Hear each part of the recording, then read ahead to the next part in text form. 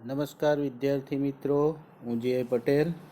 આજે આપણે વાણિજ્ય વ્યવસ્થા ધોરણ 11ની અંદર ચેપ્ટર નંબર 2 એનો બીજો ભાગ જોઈશું, ધંધાકીય સેવાઓ.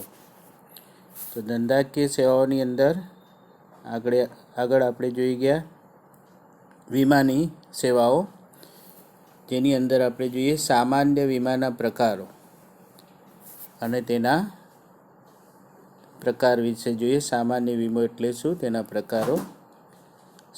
સામાન્ય વીમાના 3 પ્રકાર છે: માલની હેરફેરનો વીમો, આગનો વીમો, અન્ય સામાન્ય વીમો. હવે આપણે જોઈએ માલની હેરફેરનો વીમો. તો માલને એક સ્થળેથી બીજા સ્થળે લઈ જતા તેને પૂર્ણ કે આંશિક નુકસાન થવાનું જોખમ હોય છે.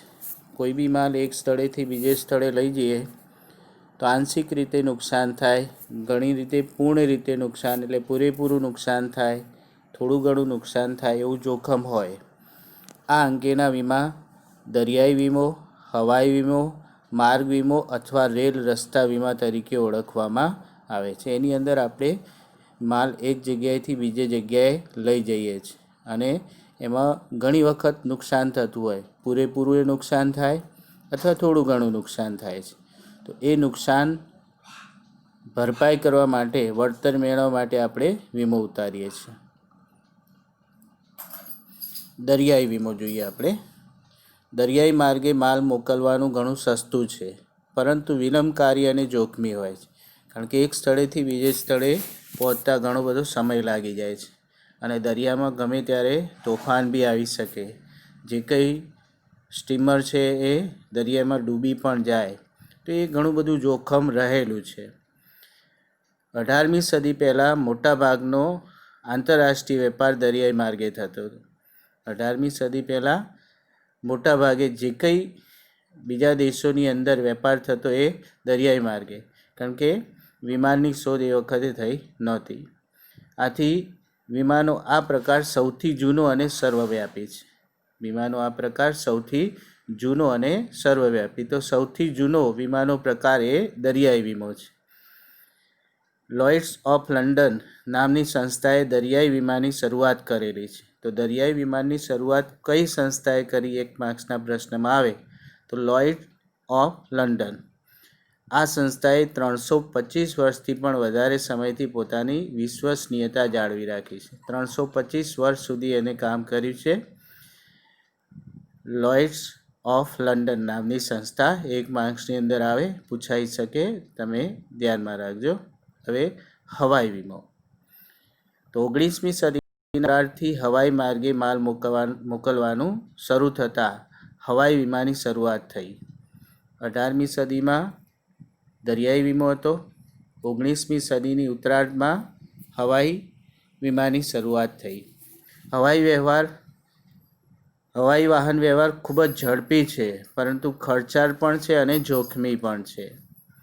આથી હવાઈ વાહન વ્યવહાર મારફતે કિંમતી અને ઓછા વજનના માલની હેરફેર થઈ શકે છે, કારણ કે એની ક્ષમતા પ્રમાણે વધારે વસ્તુ લઈ જઈ શકાતી નથી, જ્યારે સ્ટીમરની અંદર ઘણી બધી વસ્તુ આપણે લઈ જઈ શકીએ છીએ.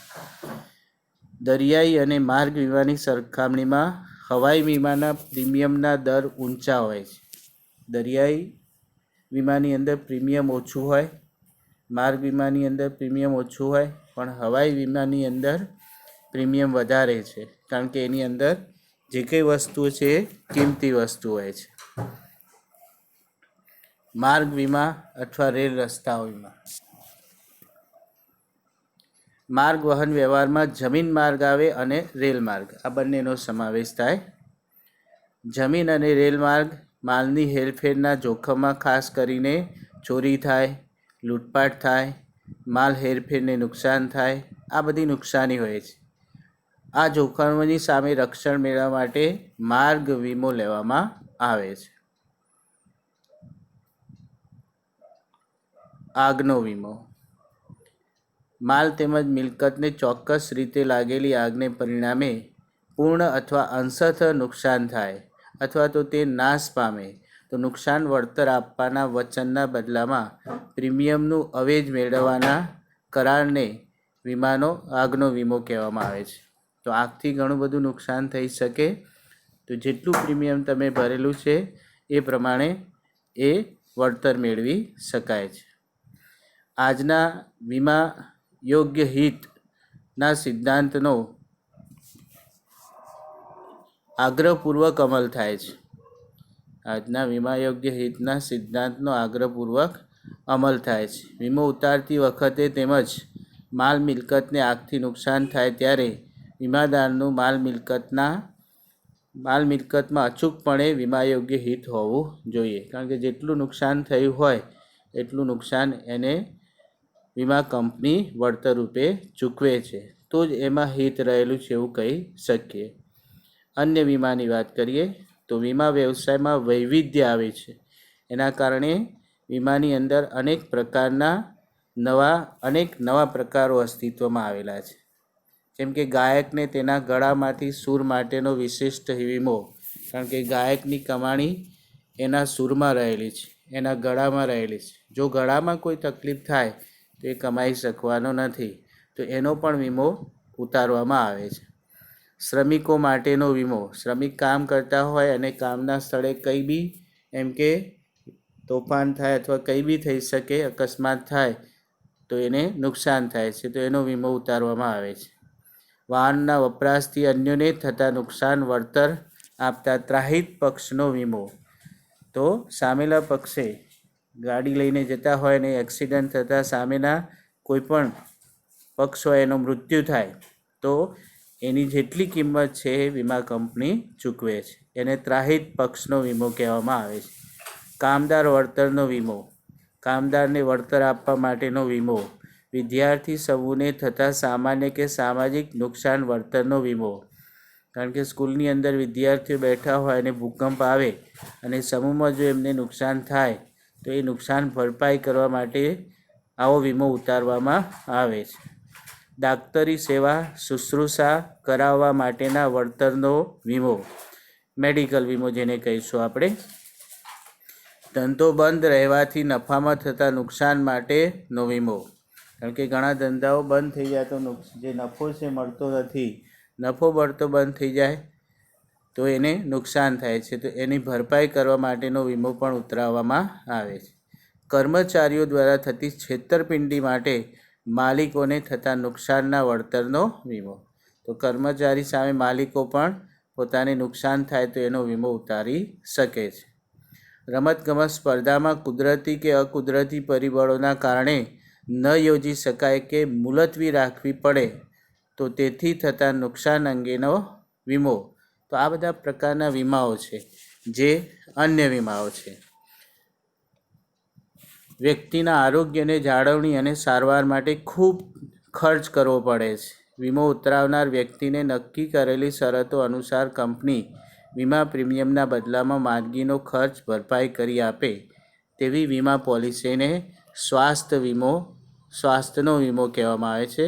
મેડિક્લેમ એવું આપણે કહી શકીએ છીએ. જે પ્રમાણે તમે પ્રીમિયમ ભરેલું હોય એ પ્રમાણે તમને દવાખાનામાં સગવડ મળે અને એની રકમ એ વીમા પોલિસીવાળો, વીમા કંપનીવાળો ભરે છે. વીમાનું ખાનગીકરણ, તો ભારતમાં વીમાની શરૂઆત ખાનગી ક્ષેત્રથી થઈ હતી.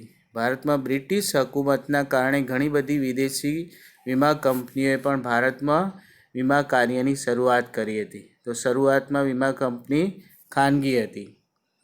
અયોગ્ય વેપારી રસમો આચરવામાં આવતી હોવાના કારણે 19મી જાન્યુઆરી 1956ના રોજ વટહુકમ દ્વારા જીવન વીમાના ધંધાનું રાષ્ટ્રીયકરણ કરવામાં આવ્યું અને ભારતીય જીવન વીમા નિગમની સ્થાપના થઈ. Life insurance corporation of India એની સ્થાપના કરવામાં આવી. 1 માર્ક્સના પ્રશ્નની અંદર કે જીવન વીમાનું રાષ્ટ્રીયકરણ ક્યારે થયું, તો 19મી જાન્યુઆરી 1956માં. 19મી જાન્યુઆરી 1956માં એનું રાષ્ટ્રીયકરણ થયું. જે કંપનીની અથવા સંસ્થાની સ્થાપના કરવામાં આવી એનું નામ ભારતીય જીવન વીમા નિગમ. આ આ જીવન વીમા ક્ષેત્રે ભારતીય જીવન વીમા નિગમના એક હથ્થુ ઇજારા શરૂઆત થઈ. સામાન્ય વીમાની શરૂઆત ભારતમાં બ્રિટિશરો દ્વારા થઈ હતી. સામાન્ય વીમા ઉપર પણ સમયાંતરે નિયંત્રણ મુકાતા રહ્યા, જે આઝાદી પછી પણ ચાલુ રહ્યા.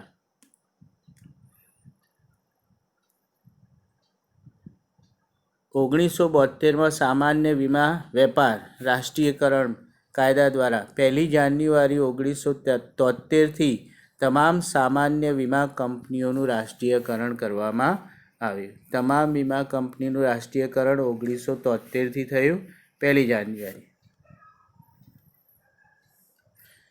વીમા ક્ષેત્રની કામગીરીની સમીક્ષા માટે એક સમિતિની રચના થઈ, જેના અહેવાલના કારણે ભારત સરકારે વિદેશી વીમા કંપનીઓને ભારતીય કંપનીઓ સાથે સહયોગમાં વીમાનો ધંધો કરવાની જોગવાઈ કરી અને 1999માં વીમા નિયમન અને વીમા સત્તાની સ્થાપના થઈ, જેને IRDA કહેવામાં આવે છે. તો IRDAની સ્થાપના 1999માં કરવામાં આવી. નવો પ્રશ્ન જોઈએ. વીમા નિયમન અને વિકાસ સત્તા વિશેની જાણકારી. IRD વિશેની જાણકારી. વીમા નિયમન અને વિકાસ સત્તા એ ભારતની સર્વોચ્ચ સ્વાયત્ત કાયદાકીય સંસ્થા છે, જે વીમા ક્ષેત્રના નિયમ અને વિકાસનું કાર્ય સંભાળે છે. તો વીમાની અંદર કયા નિયમો લાગુ પડે એના વિશે એ પોતે કાર્ય કરે છે. IRDA એક્ટ 1999 દ્વારા ખાનગી વીમા કંપનીઓ માટે વીમા ક્ષેત્રના દ્વાર ખોલવામાં આવ્યા અને આવી વીમા કંપનીમાં વિદેશી સીધું રોકાણ FDI 26% સુધીની મર્યાદા રાખવામાં આવી. તો FDI કેટલી? 26% સુધી એ મંજૂરી આપવામાં આવી, જે વર્ષ 2015માં વધારીને 49% સુધીની કરવામાં આવી. આમ વિદેશી વીમા કંપનીઓ ભારતીય વીમા કંપનીમાં સીધું 49% સુધીનું મૂડીરોકાણ કરી શકે. પહેલાં 26% હતું, ત્યાર પછી મર્યાદા વધારીને 2015માં 49% કર્યું. IRDAના મુખ્ય ઉદ્દેશોમાં વીમાધારકોને વધુ પસંદગી મળે, વીમા કંપનીઓ વચ્ચે તંદુરસ્ત સ્પર્ધા દ્વારા ઓછા પ્રીમિયમે વધુ સારી સેવા મળે, અર્થતંત્ર માટે ભંડોળ મેળવવા વીમા કંપનીઓમાં સ્વનિયંત્રણ લાવવું, વીમા કંપનીઓની અંદર સ્વનિયંત્રણ લાવવું અને ફરિયાદ નિવારણ તંત્રની પણ એની અંદર વ્યવસ્થા કરવામાં આવી છે. ફરિયાદ નિવારણ તંત્રની વ્યવસ્થા પણ કરેલી છે.